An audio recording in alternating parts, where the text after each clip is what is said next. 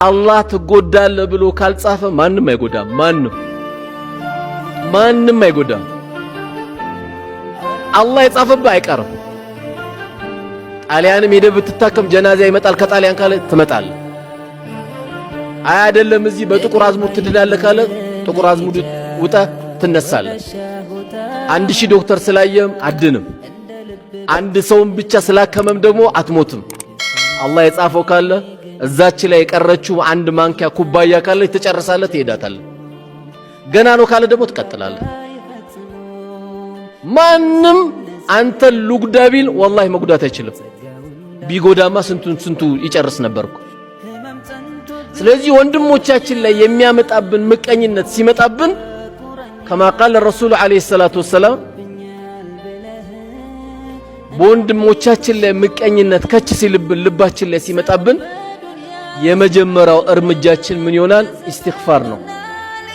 ጌታዬ ወይ ምህረት አንተን እጠይቃለሁ። ኢዛ ሐሰርተ ፈስተግፊሪላህ።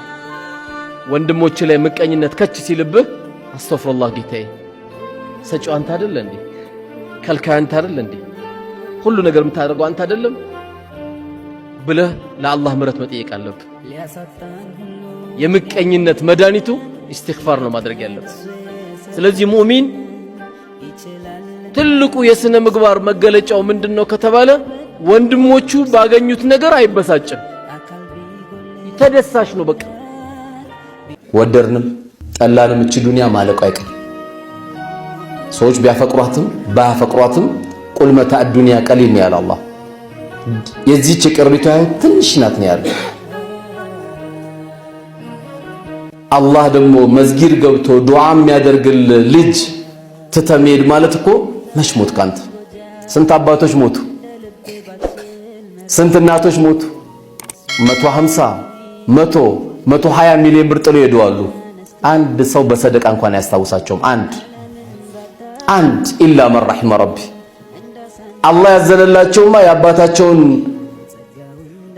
ውርስ ሳይሆን አረ ለእኔ ያረግለታለሁ ለአባቴ የሚል ደግሞ ጀግኖች አሉ።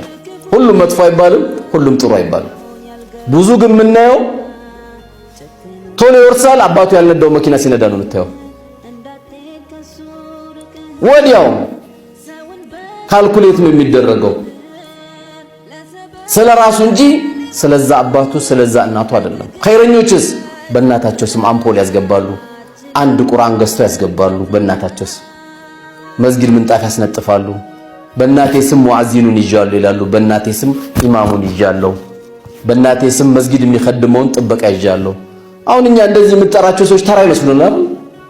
ተራ ኢማም ሲባል ተራ ለምን 00 መኪና የለውማ፣ 00 መኪና የለው። ሙአዚን ሲባል ተራ ይመስለናል።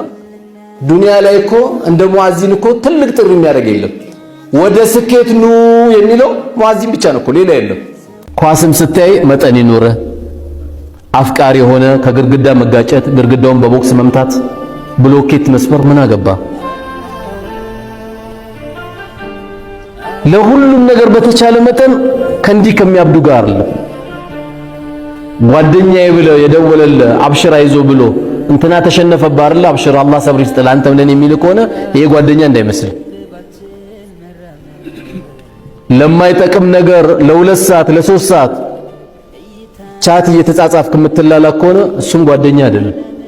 ኢነ ሰማዕ ወልበሰር ወልፉዓድ ኩሉ ኡላኢከ ካነ አንሁ መስኡላ። ምን ሰማበት ጆሮአችን፣ ቀልባችን፣ አይናችን ሁሉም ተጠያቂ ናቸው። 2 ሰዓት ቻት ታደርጋለህ ለማይጠቅም። አይታት ነበር እንዴ ከኛ በር ስትወጣ አላየዋትም? ኧረ ተው እባክህ ያያት ይመስለኛል። ኧረ አላየዋትም። ያቺ ቀይ የለበሰች እሷ ናት እንዴ ቀጭኗ? ኧረ አይደለችም ወፍራሟ። ምንድነው የሚጠቅመው? እኔ ምንም ለማይረባ 2 ሰዓት እንግዲህ ቻት ከተጻጻፍክ የ100 ብር ካርድ ማለት ነው። እዚች ጋር ወጣ አንድ ጭማቂ ያጠጣበት ትንሽ ዱብ አንድ ጭማቂ ከ2 ዳቦ ጋር። የድሮ ቢሆን 2 ዳቦ ስላችሁ ትደነግጡ ነበር። ያው 2 ዳቦ እቺ ነው የምታክለው ሲጨምቃት። ለዛ ብዬ ነው የሚጠቅምህን ነገር ነው ማድረግ ያለብህ። ላላስፈላጊ ነገር የሚጠራው ጓደኛ አንተ መስታወቱ ነው። ቢያንስ አንተ ዛሬ አላህ ምርጥ ቦታ አስገብቷል። ያው በነፃ ነው የገባችሁት፣ የከፈላችሁት ነገር የለም። አሁን ስንወጣ ደግሞ ሸቅለን ነው የምንወጣው።